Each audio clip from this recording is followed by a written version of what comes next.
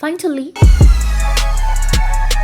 Welcome to Wrestle Capsule. I'm your host, B. Monday Night Raw. Seth freaking Rollins coming out to his entrance music. The crowd be going, oh. Then Balor comes out and starts attacking him. And security did a horrible job of trying to keep Finn away from Seth. Even when they were trying to break him up, Finn was relentless to the point where I think this man did like 3 coup de grace on this man. It even backstage, Finn Balor went and attacked Seth freaking Rollins again, freaking up his ribs, just freaking him up in general. It was crazy sauce. And in the midst of all this, The Miz comes out complaining about the fact that he was ready to answer Seth freaking Rollins' open challenge. So, Miz, I don't know what you was thinking. Like, let's be real. Tommaso Ciampa came out of nowhere. This man has been injured for months, and for him to come back, I was excited for it.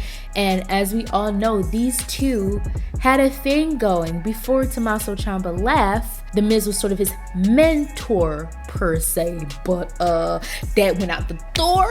Start freaking him up. They have their match. Like, Miz is not understanding what is going on, because before he left it was cool, and now they fighting each other. I'm actually glad that Tommaso Ciampa is on his own now, but I'm intrigued to see this whole thing between The Miz and Tommaso. Though I'm happy that Katana Chance and Kayden Carter got the W in this match against Chelsea Green and Sonya Deville.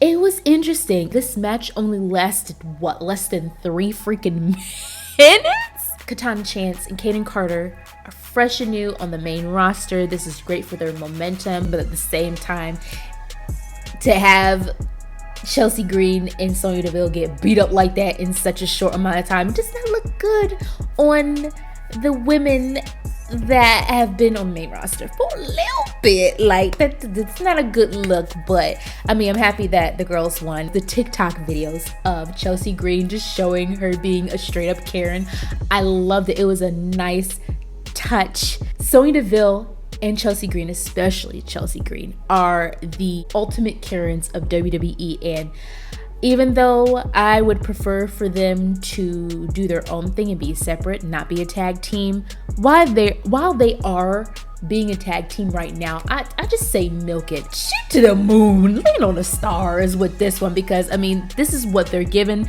They've got to do their absolute best, but it just sucks that they didn't even last. Judgment Day coming out, you know they always gotta come out. They're all that in a bag of potato chips and dominate. Every time this man talks, the crowd boos the heck out of him. They don't want to hear a word in edgewise that this man has to say. But in short, he issued a challenge. Finn Balor, Damian Priest, and Dom versus Cody Rhodes and 2 other people, whoever Cody Rhodes needs to pick for the main event. Dom and Cody have been having this thing going on. It's weird because I know that Cody's gonna beat the hell out of Dom. Let's be real here. I'm still slightly intrigued because of all the heat that Dominic has and how over Cody Rhodes is with fans. Cedric, Alexander, and Shelton Benjamin be a tag team, but it was effed up in a tag team match against Indus because that match, just like the Katana Chance, Kayden Carter versus Sonya Deville and Chelsea Green match prior, was short AF, and Indus picked up the W. And I get it, they're on the main roster now. You got Jinder Mahal kind of leading this whole thing, leading Indus to their victories. He's on the ringside looking serious, like he's just standing there, he's just like, you better get that done. Like, I can hear it. So I'm not surprised that Indus won, because they have been plowing through their competition. Logan was gonna be making an appearance on Monday Night Raw, and he's sitting on the top of the ladder in the middle of the ring. Arrangements have been made where he's also going to be in the men's Money in the Bank match. This man was not in not a one qualifying match. He just pulled some strings and got inserted into this match for Money in the Bank, which is BS, but I mean, it makes for a great story. And Ricochet wasn't having it because the man came out, and then Santos Escobar came out, LA Knight came out, Shinsuke Nakamura came out, even Butch came out. Now, I'm not putting them in the right order, but all these men came out one by one. Butch does not talk with his mouth. He talks with his fist, okay? He made it very clear, and then there was this whole brawl with these men. So this was interesting. It kind of gave me the vibes of that one time where it was, I think it was Bailey, it was Shotzi, it was Asuka, it was all these other women that were gunning for Asuka's belt at the time. Like, they came out one by one because Asuka was on the Grayson Waller effect. Like, it gave me that vibe where it's just like, well, I have something to say. They talk they ish, and then someone else comes out, well, I have something to say. Just the very typical formula that WWE does to kind of insert everyone who's involved in a big match. I actually enjoyed the match between Matt Riddle and Ludwig Kaiser because these two have been kind of going at it for the past 2 weeks when fighting each other and freaking each other up in the back. So, I mean, they had to get it out in the ring formally, so they had their match, had Gunther on the ringside just making sure things go as planned, but they didn't go as planned because Matt Riddle picked up the W. The suplexes, they were suplexing, the strikes were very stiff. Like, the aggression between these two was really good. It was nice to see this translate in this match in the ring. But like I said, Ludwig Kaiser could not get the job done, and the ring after Matt Riddle won had to come in and handle business and be like to Ludwig Kaiser, like, finish him. And I forgot to mention this, throughout Monday Night Raw, it was funny to see the dynamic between Sami Zayn and KO because they had this running bet. Sami was like, dude, you clearly have rage issues. You clearly have anger management problems. I bet throughout this whole night, you cannot keep calm. Keep yourself together and not just like lash out at people. It's funny him, KO, coming into contact with people like, Imperium coming across Matt Riddle, who, as we all know, Matt Riddle be annoying the shiznit out of Kevin Owens' tag team match between the Viking Raiders and Alpha Academy. I mean, it was okay. It had its ups and its downs. The highlights for me, one was when Chad Gable suplexed Eric. That was awesome because he tried to suplex Ivar. Didn't work. The man's big. Also, Maxine Dupree was out ringside, and Valhalla was there too, was able to suplex her because Chad Gable was trying to teach Maxine. So for her to do that to Valhalla, that was pretty dope. It might not have been the perfect suplex, but that's awesome to see. Finally, is it me or am I the only one who's actually happy that Chad Gable and Maxine Dupree are on the same page with Alpha Academy? Like, it's much more entertaining as opposed to those two being at odds with one another. Viking Raiders won. They finally got a W. It seems like maybe it's just me, but it seems like the Viking Raiders have been kind of being pushed to back, not really cared about as a tag team, which is unfortunate because these big men are so freaking talented and they can move despite their size.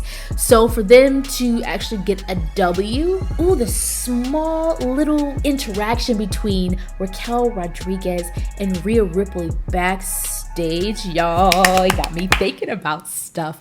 To see these two big, strong women, I cannot wait. Trish got that W, so she's going to be going into the Money in the Bank match. Opportunity. Oh my God. The way Raquel was flinging Trish Stratus around like a rag doll had me crying. Of course, Zoe Stark was out there for support and to interfere, but Becky Lynch came out of nowhere and started freaking up Zoe Stark. And then Trish was like, oh, hell nah. They started brawling. And I mean, you would think Becky Lynch coming out there would be a help to Raquel. for Becky's own benefit to get some hits in. I'm wondering if they're building this to be like the next thing after this would be, you know, a Raquel Rodriguez and Becky Lynch versus Zoe Stark and Trish Stratus, like a little tag team match on the next Raw. I'm wondering if that's what they're doing. And I almost forgot, and probably the reason why I almost forgot is because it was insignificant. So Rhea Ripley and Natalya were supposed to have a rematch from the Night of Champions for the championship, but Rhea Ripley annihilated Natalya before the bell even rung. Like, the match didn't even match because Rhea Ripley stopped her own match from happening. She just freaked up Natalya. So Bronson Reed versus Shinsuke Nakamura. Now, even though this was a good match, for some reason I wasn't really invested, but I was only like a little bit invested. WWE is building this triangle with Shinsuke, Bronson, and Ricochet, because you know Nakamura and Ricochet are in the Money in the Bank match, but Bronson isn't because he didn't qualify and there's beef there. So that was good. And there was even some beef on ringside with Ricochet. He was with the commentary. Nakamura and Bronson came out of the ring and they're brawling, and Ricochet kind of got involved. That tsunami onto Shinsuke Nakamura, and Bronson was able to pin for the 1, 2, 3. I don't know why I keep thinking about stuff like this, but it would be crazy if Bronson interfered with this Money in the Bank match, and the main event was a 6-man tag team match. Cody picked KO and Sami Zayn are undisputed tag team champions. So it was them 3 versus Judgment Day. Dom, Finn Balor, and Damian Priest. There's a lot of stuff that happened. And of course, Mommy Rhea Ripley was on ringside, and her presence on ringside, she's always going to be some sort of distraction. And sometimes with her being on ringside, it kind of takes away from the actual match in itself.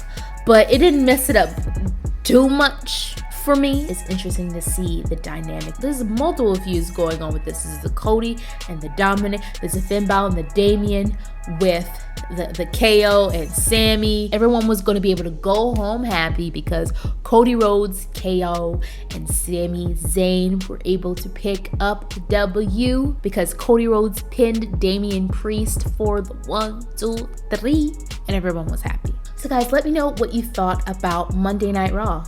Don't forget to like, comment, and subscribe for more episodes. Thank you guys so much for watching. Signing off. Bye.